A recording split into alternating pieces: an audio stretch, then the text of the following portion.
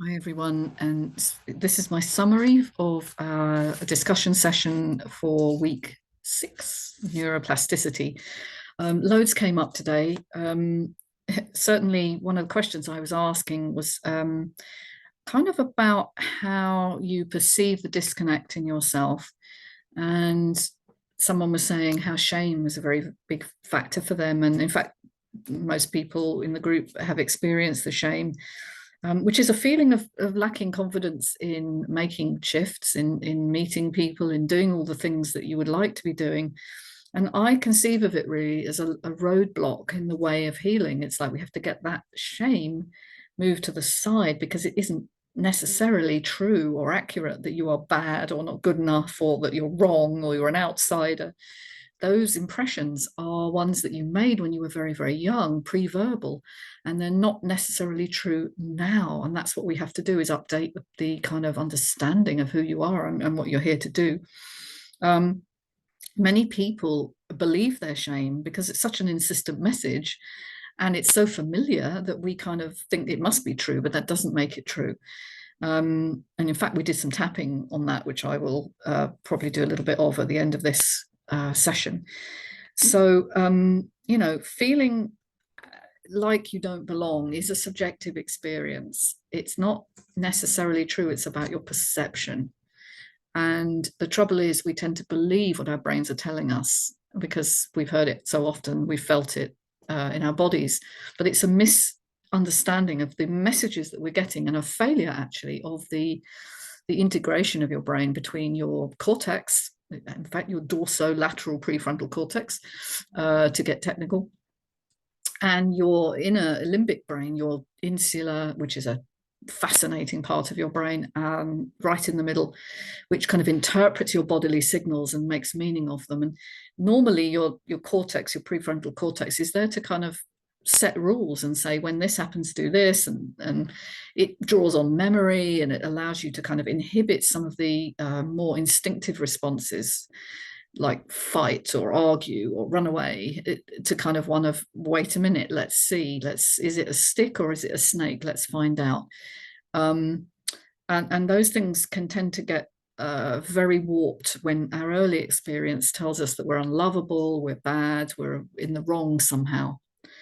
So I was saying that you don't overcome shame by kind of telling yourself off, I shouldn't be shameful, well, that's not going to work. You have to actually embody the alternative, which is connection, which is social connection. Remember the polyvagal theory, which brings your cortex back online. It enables you to re-regulate your system and stop these reactive autonomic responses from taking over.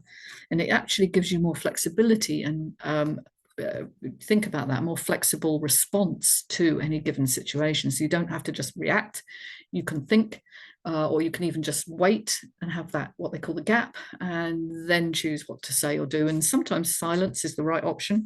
Sometimes I'll think about that and get back to you. Sometimes it's about bringing yourself into autonomic stability with havening, whatever works for you.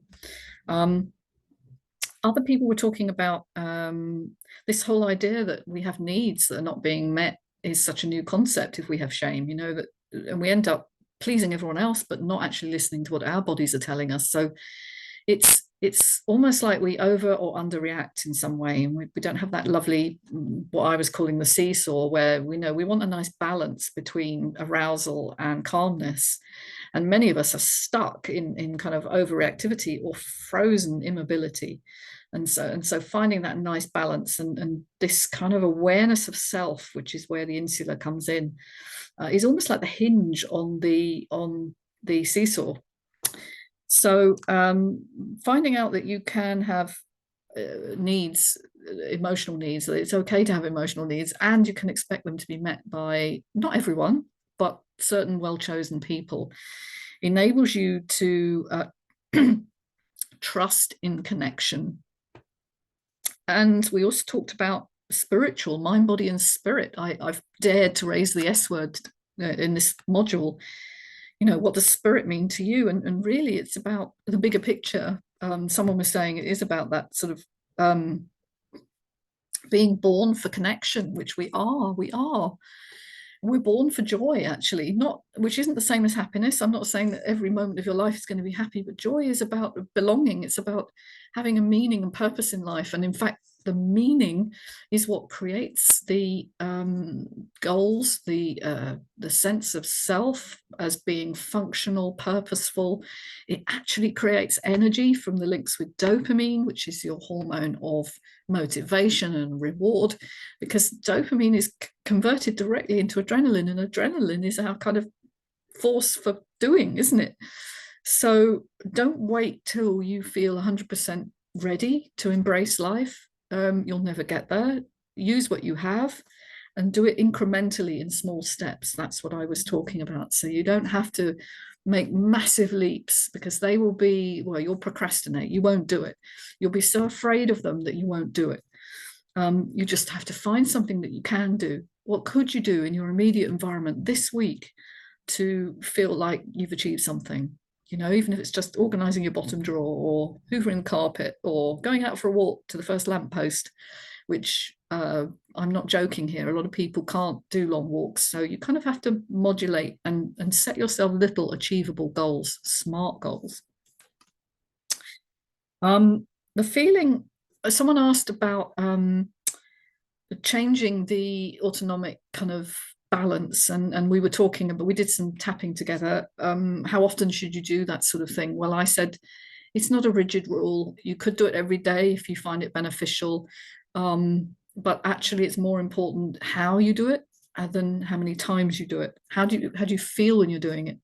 And someone else was saying it's very difficult doing these things on your own because you just don't feel it. Well, that's something, not, don't keep doing it, I would say. Or at least if you are going to do it that way, just notice if it's making shifts for you, even if it's making a shift as it was for one person, away from kind of I feel nothing to I feel neutral. That's still a shift. All right, but if it's really doing nothing for you, then you need to find an alternative way of autonomic rebalancing. And that could be using an app on your phone, which helps you to breathe in a different way. It could be listening to different audios, which change your brain waves. It could be tapping, havening. It could be knitting, swimming, doesn't matter. Just whatever works for you to bring you into a place of out of the obsessive thinking structures that have been creating anxiety, and into a sense of connection and harmony. And I think that's the most profound thing, really. I also talked about kind of post-traumatic growth, and why that's a concept that we need to embrace. That you can not only come through trauma and transcend it, but you can also come through from a trauma background and learn from it. You can actually use it to provide you with a new way of looking at the world, which is powerful and progressive, and it has a ripple effect across not only your life, but also the lives of the people that you interact with, and dare I say, the community at large. And I was making the point that we've really only had some of these tools in the last 20 years. And so we're in a very interesting position right now. We have the most traumatized population I think we've ever had, but we also have the most resourced population in the sense of these things do exist, and they are out there, and they mostly are free. Certainly some of the tools I've been teaching, I concentrate on ones that you can do yourself. I wouldn't recommend doing EMDR on your own, at least not at first. You need to do that in relational context. EMDR is the one where we use eye movements to stimulate traumatic memory. But tapping and havening can be done at home. They can be done online. You can follow along with other people that are tapping. As long as you're kind of noticing your own emotional reactions as you interact with that person, even if it's a virtual interaction, it still has effects. And that brings me really to doing some tapping with you, which we did. We did a little bit of tapping on shame, and I'm just going to simulate some of what we did. First of all, I asked people, where do you feel shame? Because it's really important to name the place that you feel it, all right? If you don't know the actual emotion, you can at least know where this feeling resides, all right?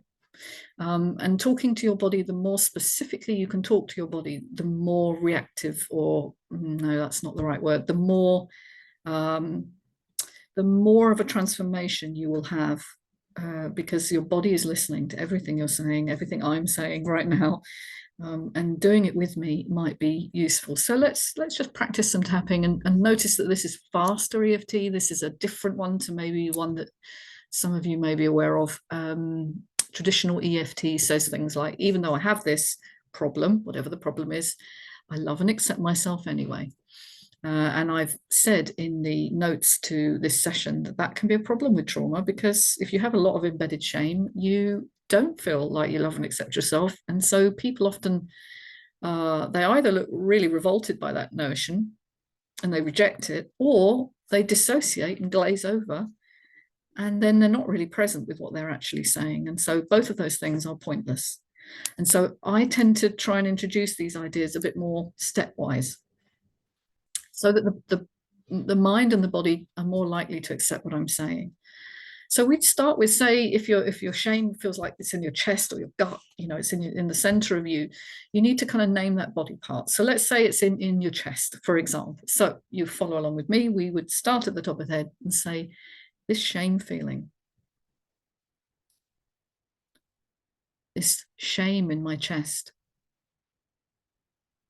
it's been there a long time. It's very familiar. That doesn't make it true. It may be time to let it go.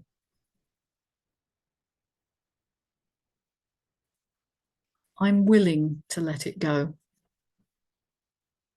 if it no longer serves me.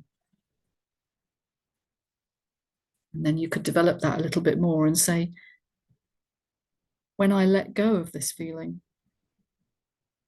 and know that I am worthy of love and connection, I know that my body can heal. And it's doing that now,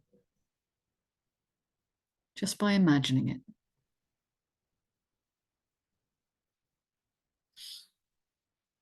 I'm learning. I am more than my shame. I am enough. Always.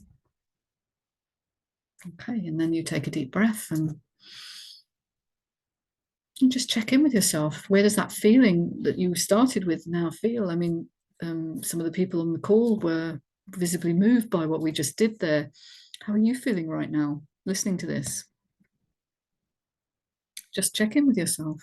Is your body kind of arguing, or is it saying, thank you. Yeah, it's time to let it go.